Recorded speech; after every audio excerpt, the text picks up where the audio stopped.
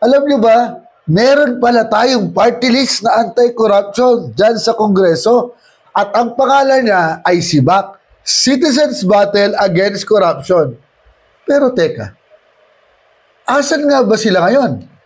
Tila hindi naman sila nanawagan para ayusin ang katiwalian at mapanagot itong mga may sala. Hindi rin sila nagpoprotesta.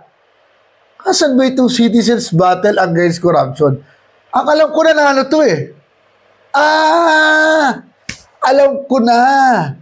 Si Brother Eddie Villanueva yata yung ano nun, yung kasama ng SIBAC at kakonekta siya kay Joel Villanueva. Pero bakit tahimik sila, di ba? Hindi ba dapat ba ikaw ay Citizen Battle Against Corruption? Ikaw ay lumalaban pag ganito katindi ang katiwalian. So, ibig sabihin, yung SIBAC na yan, dapat nang sibakin sa Kongreso kasi wala kayong kwenta. Ano masasabi nyo? May kwenta? Wala. O na yun, mga kaboses.